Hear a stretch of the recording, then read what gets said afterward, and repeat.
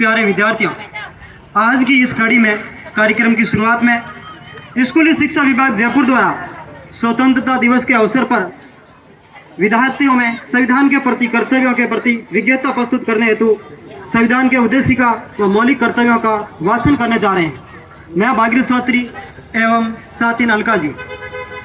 हम भारत के लोग भारत को एक संपूर्ण प्रभुत्व संपन्न समाजवादी पंथ निरपेक्ष लोकतंत्र गणराज्य बनाने के लिए तथा उनके समस्त नागरिकों को सामाजिक आर्थिक राजनीतिक न्याय विचार धर्म विश्वास धर्म उपासना की स्वतंत्रता प्रतिष्ठा उपासना समानता प्राप्त करने के लिए तथा उन सब में व्यक्ति की गरिमा और राष्ट्र की एकता अखंडता सुनिश्चित करने वाली बंधुता बढ़ाने के लिए दृढ़ संकल्प होकर अपनी संविधान सभा में आज तारीख 26 नवंबर 1949 को संविधान को एतवत द्वारा लागू किया गया, अधिनियमित किया गया। प्रभुत्व संपन्न हम सबसे अपने भविष्य के निर्माता होंगे। हम किसी दूसरे देश धर्म ताकत या दिगर शक्ति से संचालित नहीं होंगे। हमारे लोग यहाँ के एकमात्र मालिक हैं। सरकार का काम जन सेवा है। उसे जो भी अधिकार मिले हैं जो इसलिए हैं कि जनता के लिए देश चलाने उसे मुहैया करने के लिए हैं। धन्यवाद। समाजवाद भारत की संपत्ति सभी भारतीयों की होगी। किसी खास चुनिंदा सुविधा संपन्न या विशेष अधिकार प्राप्त लोगों की नहीं है। हम इस साझा संपत्ति के जरिए समाज के सबसे गरीब हाशिए पर खड़े लोगों की भलाई के लिए काम करेंगे। हम एक ऐसे राष्ट्र का निर्माण करेंगे जहां पर शिक्षा स्वास्थ्य रोजगार जीवन की बुनियादी जरूरतें हर नागरिक का मौलिक अधिकार होगा। पंथ निरपेक्ष हम भारतीय अपनी पसंद का धर्म चुनने को स्वतंत्र हैं। सरकार का कोई अपना घोषित या प्रमुख धर्म नहीं है। हम इस सुनिश्चित करेंगे कि हर धार्मिक समूह को भारत में सुरक्षा और अपनापन महसूस हो।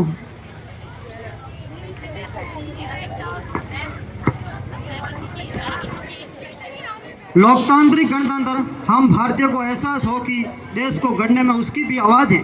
भागीदारी है। सामान्य जन हिस्सा देश की मार्ग प्रशस्त करेगी। जनता के प्रति जवाबदेह जनप्रतिनिधि ही निर्णय ले सकेंगे। हम सब मिलकर इस तरह का काम करेंगे जिससे हर एक को अनुभव हो। न्याय हमारे भारतीयों को अत्याचार शोषण भेदभाव पक्ष मुक्त महसूस करेंगे। अत्याचार के कई कारण रूप हो सकते हैं। वह कुछ सामाजिक रीतियों जड़ मान्यताओं का परिणाम हो जा सकता है। मसलन सामाजिक कुछ जाति मूलक धर्म से जुड़ा है। शोषण आर्थिक कारणों से भी हो सकता है। गरीब शोषण की अशिक्षा भूखमरी के बेरोजगारी लाचारी के कारण हो सकता है। राजनीतिक कारणों से भी शोषण हो सकता है जो सहभागिता के अभाव में बेबस और परतंत्र महसूस कर सकते हैं। दमन का कारण कोई भी अन्याय के प्रतिकार और निराकरण की हर भारतीय के पास ताकत होनी चाहिए। स्वतंत्रता भारत में हमें अपनी मर्जी का जीवन जीने की स्वतंत्रता मिलनी चाहिए। अपनी मर्जी से रहने सोचने प्यार करने उपासना करने खाने बोलने और काम करने की स्वतंत्रता। ऐसी स्वतंत्रता जो किसी को हानि न पहुंचाए। भारत एक विविध वर्गीय इंद्रधनुष है जिसमें करोड़ों रंग हैं। हर रंग जुदा है जिसको किसी और से कभी बदला नहीं जा सकता। भारत की सही अर्थों में स्वतंत्र होने के लिए हर एक रंग को उसके अपने विशेष अंदाज में खिलने देना अत्यधिक जरूरी है। बंधुता भारत के साझा सपने को पूरा करने के लिए हम एक दूसरे का भाई बहन की तरह ख्याल रखेंगे। हम स्वीकृति करुणा और विश्वास का भाव बनाए रखेंगे। हम एक ऐसा वातावरण बनाएंगे जहां पर एकता बल से नहीं प्रेम से प्राप्त किया जा सके। प्रतिष्ठा व अवसर की समानता अपने सपनों को मनसाए ढंग से साकार करने का हर भारतीय को अवसर मिलना चाहिए। जैसे तो हम सभी भिन्न सामाजिक आर्थिक शैक्षिक पृष्ठभूमि से आते हैं। हम समाज के रूप में सक्षम भी नहीं हैं, मगर यह अंतर हमारी नियति का तय नहीं करेगा कि हमारा संकल्प है कि वंचित असहाय की शिक्षा तरह असहायता के लिए सब अपने प्रतिष्ठित महसूस करते हुए अपनी जिंदगी को बेहतर ढंग से जीने के समान अवसर प्राप्त करें। हमारा भविष्य भारत ने एक लंबा फैसला तय किया है लेकिन मंजिल अभी दूर है। बच्चे आज भी भूखे सोते हैं। लोग जाति विशेष भी पैदा होने के अपमानित उत्पीड़ित होते हैं। अपने धर्म पालन के कारण कुछ धर्मावलंबी असुरक्षित डरे सहमे में रहते हैं। घर कार्यस्थल और समाज में आज भी महिलाएं भेदभाव के शिकार हैं। गरीबी अशिक्षा असंख्यक लोग अपमानित तिरस्कृत और शोषित जीवन जीने के लिए मजबूर हैं। जितने भी भारतीय संविधान प्रदत्त न्याय स्वतंत्रता समानता की आज बाढ़ जो रहे हैं। संविधान के कुछ अंतिम व्याख्यान के बाबा साहेब अम्बेडकर ने जकड़े लोगों को चेतावनी दी। 26 नवंबर 1949 को एक विरोधाभासी जीवन में प्रवेश करने वाले हमारी राजनीति में समानता होगी, लेकिन सामाजिक आर्थिक स्तर की असमानता रहेगी। राजनीति में एक व्यक्ति एक वोट सिद्धांत की मान्यता दी।